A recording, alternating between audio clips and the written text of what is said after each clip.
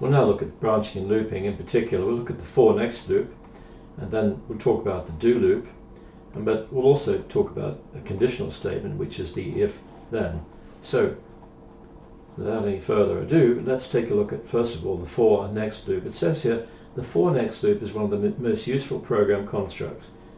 We use an integer variable, etc. So what we're going to do is to take this bit of code here and copy that into, or you might like to just type it into your Excel VBA. So what I'll do is put a button on there.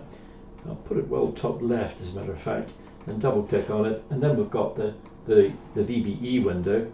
Let me just bring this window down a lot, and then it's a good idea if we can see the two windows at the same time. And so this is the code that we'll be considering. First of all, we declare a variable. We've got our dim I as integer. We're saying we're using an integer as a counter. We've got the for next loop. Now for and next are two statements which always appear together. So we're saying for I equals 1 to 3, that is to say that I will take on the value 1, then 2, and then 3.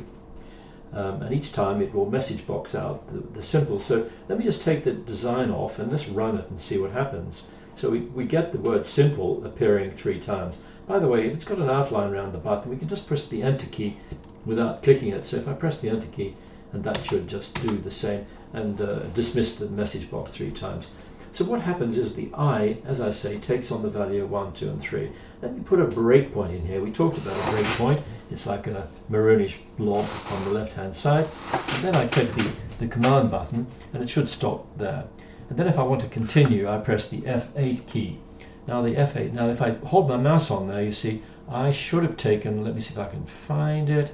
A little bit tricky sometimes to, there you are, I equals 1, and it therefore displays the message box. And now look, if I hold my mouse on there, it's 1. Now what it does, it goes around and starts up on this statement here. Let's see what happens. I'll press the F8 key. Doesn't quite. Never mind. It would have been nice to demonstrate landing on the for loop, but you get the message, so to speak, that it goes around. So, but more importantly, I has got the value of 2. So let's press the F8 again. It message box out. It goes down here. Let me see, I should be able to pick up the value of I equals 2 there. I press the F8 key again. Believe me, it goes up here, but it's only showing it's going here. That's fine. So now I can see the value of I is 3, finally. So then I do the final message box out and click on that, and then it should now terminate the for loop. So first of all, let me make sure my program is not running. If I click on that should stop the program, and I might as well just take my breakpoint off for the moment. Let's say I want to try this. I'm going to copy from the manual as it is and paste in here. What do you think that might do? What will appear in the message box? Well, let's find out. Click the button. It's 1, 2, and then 3. So what's happening? It's got the integer value of I as we go around each time. It's converted it to a string using CSTR, and that allows the message box to message box out the values of 1, 2, and 3. You saw on the previous video how we use notation like this, range B1. Well, there's an alternative notation, and that's called cells. So cells 1, 2 means row 1, column 2, put the value of 3 in there. Let me just copy that bit of code. I'm going to try that out on my spreadsheet and see what happens. Cells 1, 2 equals 3. So if I click the button, you can see that it puts the value of 3 in the cell 1 row down and 2 across. Why would we use the cells rather than a range? Well, if we use range, you see it's rather fixed, but this can be a variable. So let me just try that. Well, for example, if I just make a variable dim I as integer, and if I put I equals something or other, and then you see I could use that within there 3, and that and then I should say, and then if I run that, it should put it in row 3, column 2. In that case, I better move my mouse out of my button out of the way.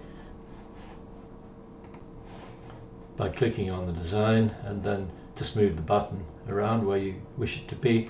And if I take the design off and then run the code by clicking the button, you can see that it's placed it in the position of row 3 column 2, which is row 3 column 2. So that's the whole point of using cells, and that you can use a variable in there. Well, why don't we try looping through? So let me try this code here. Incidentally, it's a good idea to try and indent your, so I'm going to click there and press the tab key. It's very nice to get into that habit of indenting inside the for loop. Well, you might like to predict what this program is going to do, but I will click the command button, and that's what it does do. It puts a series of 10s, 5 of them, beneath each other. Well, let's see how that works.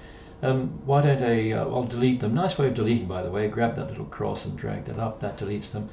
So what I'll do perhaps is put a breakpoint in there and run the code. So if I F8, let's see, I at the moment is 0, it takes on the value of 1, and then you see I in here has got the value of 1. That means row 1, column 1, you see. So next I is next value of I, and I loop around again, and now it takes on the value of 2, and then continues around. You can see on over here that it's actually placing the values in as we go. So I'll press the F8 key again, and it loops through them, and then finally when the value is over 5, it will stop and exit the sum.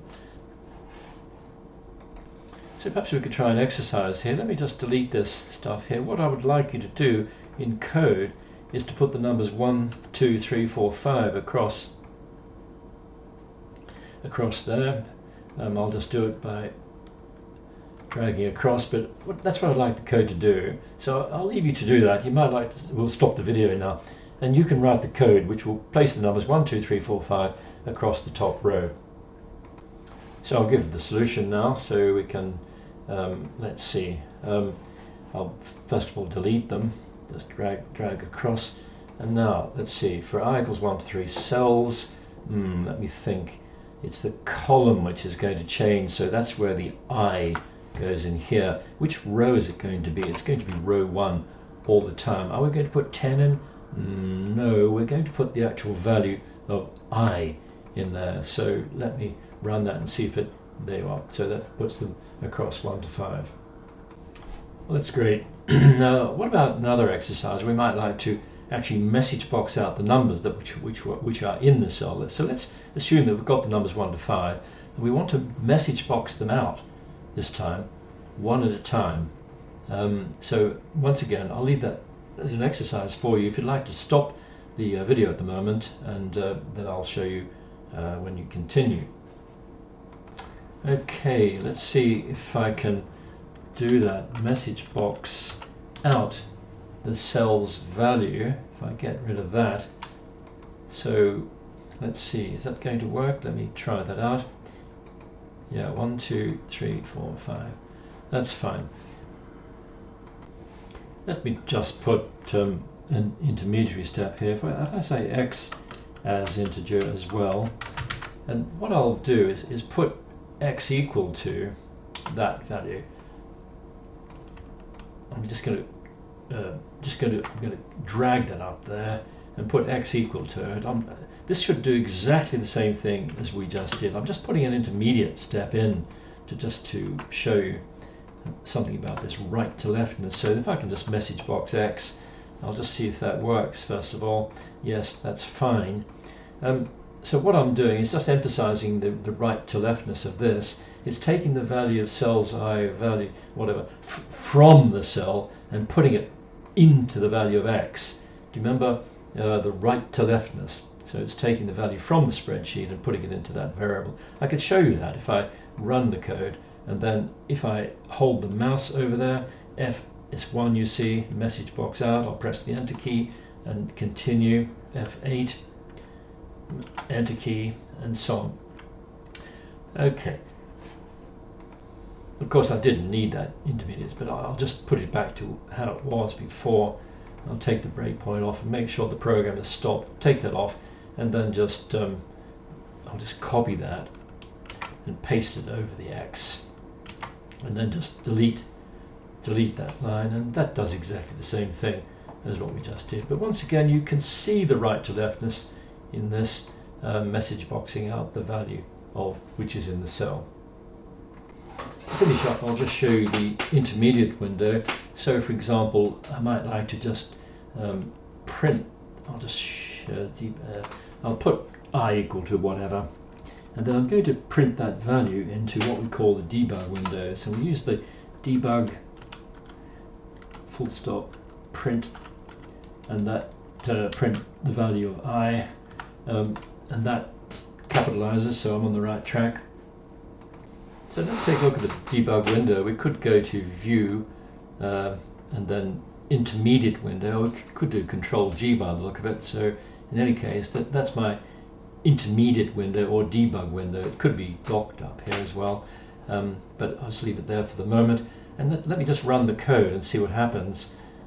It prints the value 5 into the intermediate window. So we use this for debugging, really. By the way, I think we can, if I just carefully, let's see if this works. If I type $I, yeah, so well, actually, if I print $, in here, that has the effect of typing print I.